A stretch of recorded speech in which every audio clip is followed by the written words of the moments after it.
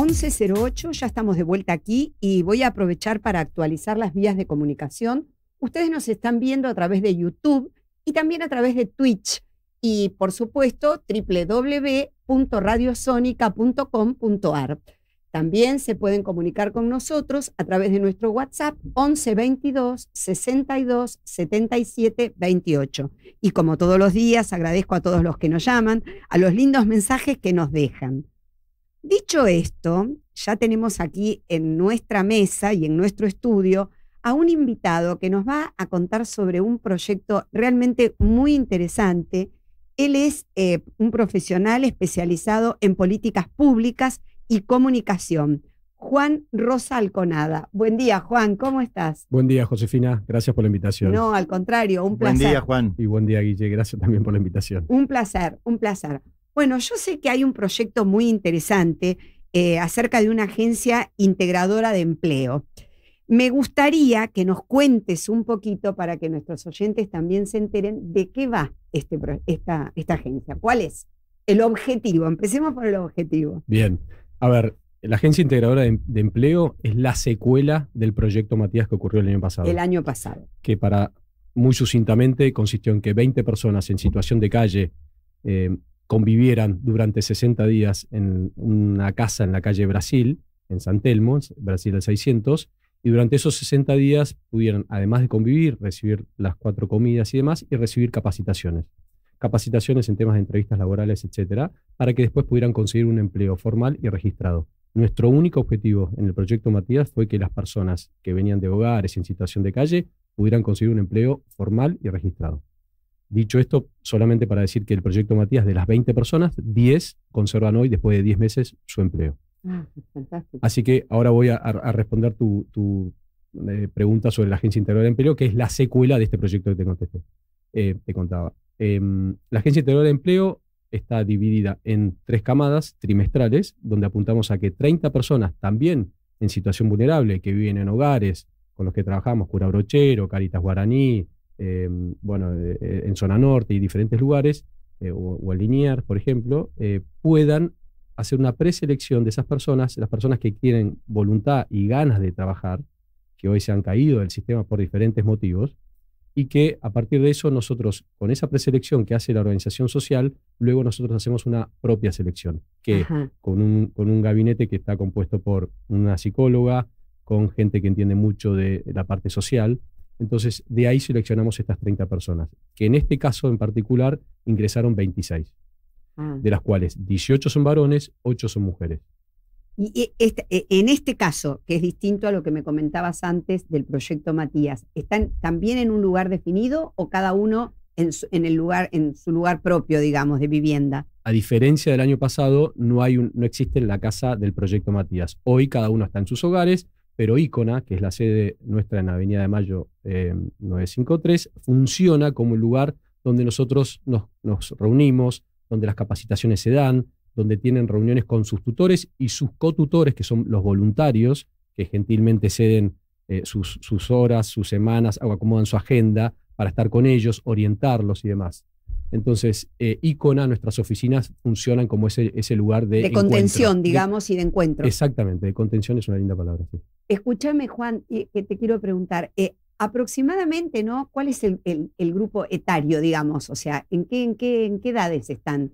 Mirá, tenemos personas a partir de los 20, 21 años a los 58, 60. Y de diferentes... hay personas que han trabajado muy poco porque su edad son muy jóvenes, claro. Y hay otras personas que han trabajado hasta en diferentes países, en Andorra o en Venezuela, y que han venido a la Argentina, no les ha ido bien, y por algún motivo han caído del sistema y se han quedado sin trabajo y hoy viven en hogares. Qué interesante esto que, a ver, yo te quería preguntar porque me apasionó lo que comentaste respecto de los voluntarios y demás, ¿no? Yo lo que quería saber que son clave. Claro, por eso, o sea, clave. Creo que en este tipo digamos, de organización es clave el voluntario, ¿no? O sea, total. Y a veces, no sé, para los que de alguna forma desarrollamos alguna tarea social, nos interesa mucho porque, bueno, no solamente está el tema de las iglesias sino que uno puede acudir a organizaciones de este tipo que también son interesantes y en la que uno puede ejercer el voluntariado, ¿no? Te hago una pregunta. ¿Qué tipo de capacitación le hacen, por ejemplo? Mira, sin ir más lejos, hoy es miércoles, el lunes hubo una capacitación, lo como se llama alfabetización digital, donde contratamos una capacitación para que 16 personas, cada una con una laptop, pudiera tener nociones básicas de Office, de Word, de Excel. Entonces, muchos nunca se habían sentado frente a una laptop. Claro, Entonces, claro. te imaginarás, Josefina, que es todo un desafío y a la vez toda una satisfacción, porque cuando uno ve el interés de todas estas personas por avanzar, por encontrar su lugar, por algunos que perdieron sus empleos, por volver a reconquistar ese empleo que tanta dignidad genera, entonces vos los ves con tanta actitud y tanto ánimo que vos decís, bueno, no puedo más que involucrarme y apoyarlos. Y apoyar. Total.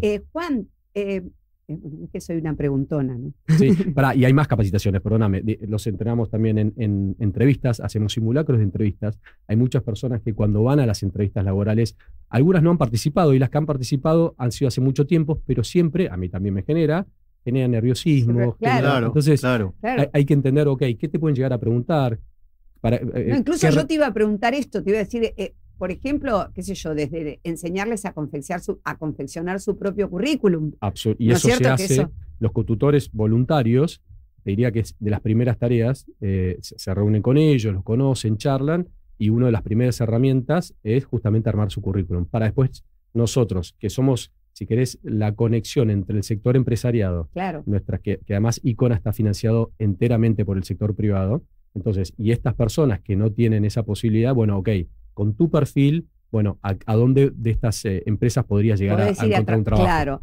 Juan, es interesante esto que te voy a preguntar. La conexión, digamos, con los empresarios, a donde la gente que atraviesa el programa puede ir, ¿la hacen ustedes? Sí. ¿Ustedes tienen la conexión con esas empresas y esas empresas le ofrecen trabajo? Sí, la hacemos nosotros y además nos ha pasado un círculo virtuoso, que es que las personas voluntarias, los cotutores voluntarios, como los llamamos, han traído empresas a las cuales nosotros no llegábamos. Entonces han traído una cadena de gimnasios, han traído algunos cadenas de carnicerías, entonces... Gastronomía, exactamente. Entonces nosotros hemos ido ampliando nuestra red empresarial a partir de lo que los cotutores voluntarios nos han ofrecido. La verdad que es interesantísimo. Yo te cuento todo este interrogatorio, digamos, estas preguntas, porque, bueno, mi especialidad es el derecho laboral empresario, ¿no? Entonces trabajo con muchas empresas que generalmente piden, dicen, bueno, la verdad es que quisiéramos tener no porque no se tenga contacto con agencias, sino de alguna forma que cumplan la doble función, que es la de ofrecer voluntariamente la posibilidad de un trabajo, por un lado, hacer de alguna forma alguna actividad social, ¿no es cierto?, por un lado, y por el otro lado decir, bueno, me garantizo que la gente que me manden es gente que ya la tienen testeada. O sea, porque si la tenés testeada decís... Tan es así, Josefina, que, a ver, en nosotros, y el proyecto Matías, que fue pensado, ideado por María Oneto, que es la presidenta de Icona, y que hoy sigue siendo liderado de la Agencia Integradora de Empleo por ella, y un equipo de personas que ayudamos y colaboramos, pero tiene mucho que ver con eso, porque el proceso de preselección que hacen los hogares sociales, más el proceso de selección que hacemos nosotros, donde hacemos exámenes de laboratorio, claro, porque una de las cosas que nosotros, si querés, una de las medidas restrictivas que tenemos es no tenemos la capacidad para tomar gente con problemas de adicción. No, claro. Entonces, somos una organización sin fines de lucro, una ONG, asociación civil, donde hacemos un aporte, pero tenemos nuestras limitantes naturales. Claro. Entonces, por otro lado, hacemos entrevistas con la psicóloga, hay diferentes miradas de entrevistas con asistentes sociales donde trazan un perfil de la persona, se hace además un examen grafológico. Entonces, es muy exhaustivo. Claro, y completo, digamos, es global. Y eso es lo que a nosotros, por lo menos en la previa, nos asegura de que estemos, después obviamente pueden haber casos que se quedan en el camino y no sostienen y demás, pero que por lo menos tenemos personas que quieren realmente salir adelante. Juan, una pregunta, y por ejemplo, por ambos lados, ¿no? Por el lado del empresariado que quiere conectarse con ustedes, o por el lado que a veces uno conoce personas en situaciones vulnerables, ¿no es cierto? ¿Cómo hacen para conectarse con ustedes? Me encanta esa pregunta porque era una de las cosas con las que venía, pensando para decir. Nosotros tenemos nuestra página web, que es www.icona.com.ar. Tenemos una cuenta de Instagram, Icona Argentina, y a través de ahí, a través de esos dos canales de comunicación, nos pueden enviar un mensaje. Nosotros fundamentalmente lo que estamos buscando, porque en esta camada que entraron 26, la buena noticia es que faltando 26 días para que termine el trimestre, tenemos 12 personas trabajando. 12 personas trabajando. Casi, bueno, sí, estamos en un 50% exacto, están en un de 50%. tasa de empleabilidad. Entonces, lo que digo es, y por eso es tan importante la selección. Claro. Y tenemos 12 personas trabajando con empleos formales y registrados. Claro. Entonces, que es la única manera con la que nosotros trabajamos. Y, por otro lado, las personas, lo que estamos buscando son empresarios, empresas que quieran ofrecer empleo. Claro. Entonces, con la tranquilidad que nosotros le podemos dar, en el sentido de hacemos un examen riguroso de este proceso que yo te comentaba antes, de, bueno, el sistema grafológico, anachigrafológico, de laboratorio, de un perfil psicológico que traza una psicóloga. Entonces, hay una cantidad de cosas que nosotros vemos previamente para ver si estas personas pueden aplicar en el programa. Claro. Por eso es que podemos decir que a 35 días de haber lanzado, la mitad hoy ya está con trabajo. Qué bueno, qué bueno. La verdad es que es un número significativo. Y contame una cosita que te quiero preguntar. Yo tengo así como algún cuentito de que están trabajando sobre un proyecto de salud mental. A mí me interesa mucho que nos cuentes esto porque la verdad que creo que es una falencia que nuestra legislación tiene y que realmente debería abordarse, sobre todo porque, bueno, estamos en momentos donde acá diariamente con nuestros compañeros de mesa conversamos de qué es lo que está pasando en la sociedad, no a nivel país, sino a nivel mundial, ¿no? Pero esta falta de tolerancia, esto que va incidiendo cada vez más en la salud mental de cada uno de nosotros, porque llegamos aquí a la mañana y cada uno tiene algo para contar de una carencia o un problema de salud mental. Así que me interesa que nos cuentes algo. Mira, nosotros en el mes de marzo del 2024 armamos una mesa de salud mental donde convocamos organizaciones de esquizofrenia.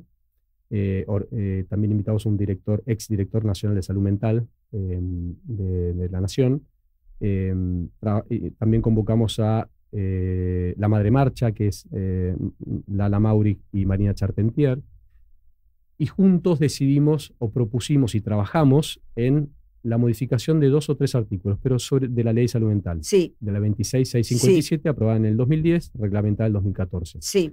Ahora, no quisimos meternos en demasiadas cosas que eran inabarcables. Por ejemplo, en temas ni ideológicos, que es donde, por nuestra experiencia, se empantanan muchas de las cosas. Sí. Y después en temas de presupuesto, porque ahí es donde el Congreso puede proponer, pero después por ahí el Poder Ejecutivo decide otra cosa. Claro. Pero sí, lo que hicimos es operativizar sobre todo el artículo 20. ¿De qué habla el artículo 20? El artículo 20 habla de las internaciones involuntarias. Exacto. Y establece una cantidad de condiciones y requisitos a la hora de internación involuntaria que hacen, me animaría a decir en casi todo, en muchos de los casos, sí, en un porcentaje muy alto. Un porcentaje muy alto, inviables esas internaciones involuntarias. Sí. Porque, por ejemplo, la ley pregona que la internación tiene que ser voluntaria. Voluntaria del, digamos, damnificado, digamos, de alguna forma. De la persona que está bajo sustancias. Exacto. Porque no distingue entre adicciones ni patologías mentales, la ley, o con alguna enfermedad mental grave. Ahora, cuando vos tenés, y ahí lo hablo por un caso personal, en concreto mi hermano Rodrigo, que falleció en 2020, entonces digo, cuando uno está en el medio de un brote, de un familiar o de un amigo, de una persona cercana, querida, ¿te querés internar? Más vale que la respuesta va a ser no. Entonces, ¿cuáles son los requisitos que yo tengo que cumplir para lograr una internación involuntaria en el medio de un brote? Una crisis, de un brote psicótico, concretamente lo digo, claro, de una persona que está inmanejable. Entonces, ahí es donde nosotros apuntamos a... Yo no digo que toda la ley está mal, no. Me parece que algunas cosas funcionan, son buenas, pero hay otras cosas que no funcionan. Y sin entrar en un tema ideológico, no, porque yo ya a mi hermano lo perdí, y murió un policía, Juan Pablo Roldán, pobre, que en paz descanse realmente y su familia adorable, pero lo que digo es, veamos cómo podemos solucionar futuras tragedias, porque sin ir más lejos, la semana pasada pasó esto con esta familia donde esta mujer que todavía no se conoce el diagnóstico, por lo menos yo lo vengo siguiendo el caso y no puedo terminar qué diagnóstico tenía. Bueno, aparentemente fue ella, pero quien mató a su marido y a sus 2 hijos. Entonces, y este caso fue muy público, pero hay otros casos en el interior que no se conocen y sobre todo con temas de adicción. Claro. Donde, por ejemplo, en Tucumán, me acuerdo hace 3 meses me escribió una persona contándome que se habían suicidado 3 adolescentes por temas de adicción. Entonces, es muy complejo el tema y a veces, como yo digo, yo camino bastante por la ciudad de Buenos Aires y veo que parece un psiquiátrico a cielo abierto. Entonces vos vas caminando por las calles y yo por ahí, por mi entrenamiento, digo entre comillas, con mi hermano, por mi experiencia con mi hermano, por haberlo visto sufrir y pasarla mal con estas enfermedades que son muy severas, que él tenía esquizofrenia. Entonces, ves mucha gente con muchas personas con o pupilas dilatadas o rasgos o hablando, viste, de manera así como mística. Entonces vos decís, bueno, esta persona evidentemente no está bien. Claro. No debería estar en la calle. Y no se me ocurre mejor lugar para cuidar de esa persona y cuidar de las otras personas, porque a veces, como fue en el caso de mi hermano, hay un riesgo para sí, pero también para terceros. Y de hecho, después se comprobó. La convivencia. Exacto. Entonces, digo, no hay mejor lugar que una persona que pueda estar internada. Entonces, no estigmaticemos la internación por un tema ideológico, porque una internación en tiempo y en forma, donde esté un juez civil, como lo establece la ley, al tanto, donde además hay un consejo médico siguiendo el tema, bueno, pucha, ¿qué más garantías? Además, yo creo que hay cosas en las que no podemos tener una ceguera, porque, a ver, por un lado, el que está padeciendo la enfermedad es muy difícil que pueda tener el raciocinio como para definir si lo tienen que internar o no, ¿no es cierto? Y por el otro lado, si vos tenés que depender de una orden judicial, ninguno es ajeno a los tiempos de la justicia. Y en situaciones como la que estamos conversando, el tiempo es clave. Absolutamente. Y te voy a decir una cosa más, por haber hablado con varios psiquiatras, inclusive con el presidente de la Asociación Argentina de Psiquiatría, quien está en contra de la ley, o Enrique de Rosa, que es otro psiquiatra famoso. Lo que digo, y ellos lo que dicen es, yo a veces, o me ha pasado de negarme una internación involuntaria donde no estaba del todo claro, por miedo a después comerme una demanda civil por daños y perjuicios por privación ilegítima de libertad. Entonces, ahí es donde empieza, y me contaba o leía sobre el presidente de la Asociación Argentina de Psiquiatría, que decía, la mitad de los psiquiatras dicen una cosa, la mitad dice otra. Bueno, muchachos, unifiquemos un criterio. Claro. Y ahí es importante también que hace poco se hizo una jornada en la Cámara de Diputados donde me tocó moderar a un ex juez y un actual juez civil. La interpretación de los jueces de la ley. Claro. Porque vos podés redactar la ley más maravillosa, pero si los jueces la interpretan de otra manera, entonces la operativización de esa ley va a dar un resultado diferente al que por lo menos fue la intención del legislador. Entonces, nada, involucrémonos todos, organizaciones médicas, asociaciones de familiares, legisladores y jueces. Claro, la verdad que elemental, me parece un proyecto bárbaro. Están trabajando sobre él ahora. Sí, trabajamos, lo presentamos y un diputado, Damián Arabia, que estuvo totalmente de acuerdo con el proyecto y que estamos totalmente agradecidos a él porque lo levantó, lo presentó en la Comisión de Salud. La Comisión de Salud la maneja hoy un diputado que se llama Pablo Yedlin, que fue ministro de Salud del gobernador Mansur en Tucumán. Sí. Y bueno, ya que tengo la posibilidad, hago un llamamiento nuevamente al diputado Yedlin para que pueda abrir un debate sobre la ley de salud mental. Qué bueno. No es criticar a nadie, sino que es sumar para evitar tragedias. Pero no, entiendo perfectamente y además, como vos decís, es un tema que venimos escuchando a diario, ¿entendés? O sea, permanentemente familiares de gente con problemas de discapacidad mental están reclamando esto. La verdad, y bueno, además conocemos, digamos, personas que son, digamos, de alguna forma públicas y con las consecuencias que se derivan de su imposibilidad a los familiares de tomar medidas porque, bueno, está esta traba de la ley, ¿no? Así que la verdad que me parece más que interesante. Y además es un tema, pregunto Juan, perdón Josefina, es un tema que también está agudizándose en el mundo, ¿no? Totalmente. Si vos ves, a ver, en el mundo sí, pero tengo el dato, por ejemplo, de Argentina. En Argentina, el año histórico donde más suicidios ocurrieron fue el año 2023. ¿Y por qué en Argentina, en un país donde a veces faltan tantas estadísticas, el 2023 se tiene registro y fue el año donde más suicidios hubo, porque básicamente es donde interviene la policía. Así que el Claro. registro es fácil. Claro. Pero en el mundo, la salud mental, después de la pandemia, ha generado, bueno, lo dicen los psiquiatras, que yo no soy quien, pero dicen, hay que ver los informes de los psiquiatras. Y hay que ver, no sé, si querés, una cantidad. La problemática de salud mental es muy amplia. Es Sí, muy sí, amplia. sí, Sí, No claro. solamente es la bipolaridad, la depresión, la ansiedad, la esquizofrenia y demás. Si vos ves esta serie Adolescencia, Sí. vas a Sí. entender cómo el impacto de las redes sociales en los adolescentes genera un efecto enorme en su salud mental.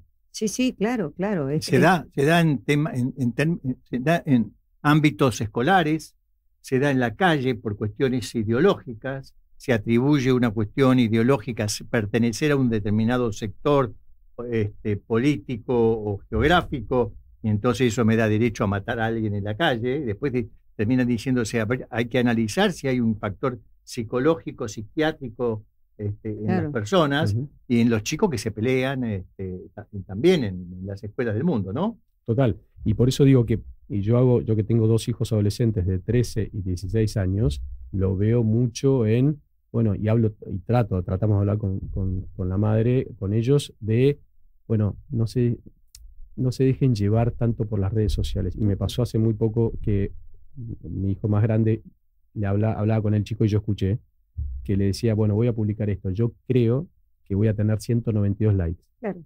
Caso concreto, familiar mío. Y entonces al día siguiente le dice al otro, no llegué a 192, tuve 174. No solamente que fue conversación entre ellos dos, sino que además él estaba caído, porque No había logrado tenía su objetivo. Y vos te fijás que de lo que estoy hablando es, no Claro. sé, de 20 y pico de likes, No, no, ¿cómo claro. les puede afectar? Entonces digo, si esto tan pequeño y que estoy contando, puede llegar a afectar de esa manera, no me quiero imaginar otras cosas. Justamente estaba mirando una serie, Juan, Los secretos que se ocultan, donde por supuesto que hay también un crimen y donde vos te das cuenta que se desbarata esto a través de lo que pasa con la red y los chicos. Sí. O sea, ¿me entendés? Esto es yo creo que, como siempre, todo lo bueno, lo mismo que se habla de la inteligencia artificial y de todo, lo bueno, sin límite, termina siendo malo. Coincido. Y acá creo que un poco es eso. Me gustaría que para nuestros oyentes vuelvas a pasar la forma en que pueden comunicarse, porque así están todos enterados. Y la verdad que me encantaría tener una charla mucho más larga, el tema me apasiona. Pero bueno, los tiempos de la radio nos matan. Pero no sabes lo que les agradezco a ustedes. No, que al me hayan contrario, invitado. vamos a tener muy en cuenta para que, bueno, ante cada proyecto, porque veo que realmente están trabajando sobre una temática que es necesaria, sobre todo en este momento y con lo que está pasando con adolescentes, con la situación de calle, cuando vos lo necesites, esta es tu casa. Muchas Así gracias. que te pediría que pases entonces nuevamente. Para nosotros hoy es clave, estamos trabajando en una primer camada, son 3 camadas trimestralmente, 30 personas en cada una de ellas. Lo que nos gustaría es que empresarios, empresas, pymes, grandes, chicas, lo que sea, se acerquen a Icona a través de la página www.icona.com.ar o a través de la cuenta de Instagram para ofrecer los trabajos que crean necesarios. Te digo cuáles son los trabajos con los cuales nosotros, los perfiles de los que nosotros, los candidatos que están consiguiendo trabajo. Mantenimiento, limpieza, cocina, seguridad. Entonces digo, son algunas personas vienen con conocimientos técnicos en refrigeración. Claro. Y entonces se aprovecha también. Claro, entonces ese conocimiento claramente nos lleva a buscar alguna empresa especialista en eso. Lo hemos conseguido. Hay una persona del proyecto Matías que ya lleva, Charlie, que más de 10 meses trabajando en esto. Entonces, pero todas aquellas empresas que tengan la voluntad, que quieran, uno nunca sabe, y lo digo por experiencia propia, y es maravilloso porque es transformador. Cuando una palabra, un afecto, un gesto, una escucha activa a una persona que no la viene pasando bien puede generar el chispazo para que arranque a tomar las riendas de su destino. Y la verdad que en este proyecto, Matías, y ahora en la Agencia Integral de Empleo, eso lo vemos a diario. Sí, realmente si fuéramos totalmente conscientes de lo que pasa a través, justamente esta semana tuve una entrevista con un coach especialista en distintos tipos de liderazgo y decía, si los líderes supieran que se puede ser un líder solamente abrazando el amor. Maravilloso. Y yo creo que, viste, a través de lo que vos me decís, exactamente eso, ¿no? Si uno supiera todo lo que puede dar a través de eso. Juan, te agradezco infinitamente que hayas pasado por Radio Sónica. Hermosísimo todo lo que nos contaste. Y bueno, esta es tu casa. Muchas gracias. Bien, Juan, gracias. 11:34 de la mañana pasó por el arranque Juan Rosa Alconada. Es un profesional especializado en políticas públicas y comunicación. Estás escuchando El Arranque. Programa nominado a los Martín Fierro Digital 2022 como mejor programa de interés general por Radio Sónica, la radio más escuchada de Internet.